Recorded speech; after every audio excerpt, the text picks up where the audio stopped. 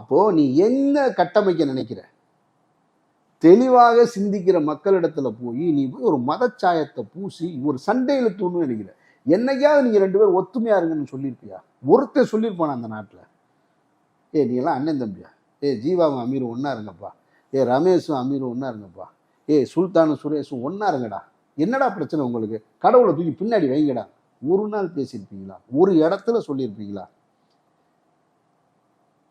எவ்வளவு பெரிய பைத்தியக்காரத்தனமான செயல் பாருங்க. சாமி கொண்டு அவர் நாங்கள் ஹலால் உணவை இந்துக்கள் சாப்பிட்றதே மிகப்பெரிய மத சகிப்புத்தன்மைன்னு தானே சொல்றாரு.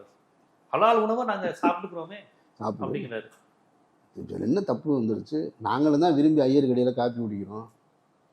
இதில் என்ன பெருமை வேண்டி கிடக்குன்னு கேட்குறேன். எனக்கு அந்த காப்பி பிடிச்சிருக்கு, நான் போய் குடிக்கிறேன். இந்த இருக்க மாம்பழத்தில் இருக்கிற ஐயர் கடையில் போய் போலி வாங்கி சாப்பிடுவேன். போலி வாங்கணும்னா அங்கே தான் அனுப்புவேன். வெங்கடேஸ்வரா போலிக்கு தான் அனுப்புவேன். வீட்டில் விசேஷம்னு சொன்னால் அசிஸ்டன்ட் டைரக்டர் விட்டு அங்கே தான் வாங்கிட்டு வர சொல்லுவேன். நான் என்ன ஐயர் கடை சாப்பாடு நான் வாங்கிட்டு வர சொல்கிறேன். டேஸ்ட் நல்லா இருக்கும். அவங்க நல்லா இருக்காது. அங்கே போய் ஒரு காப்பி குடித்தா திருப்தியாக இருக்குன்னு சொல்கிறான். அதுபோல் உணவை விரும்பி இடத்துல தேடி சாப்பிட்டுருக்காங்க. இதில் என்ன பிரச்சனை உனக்கு?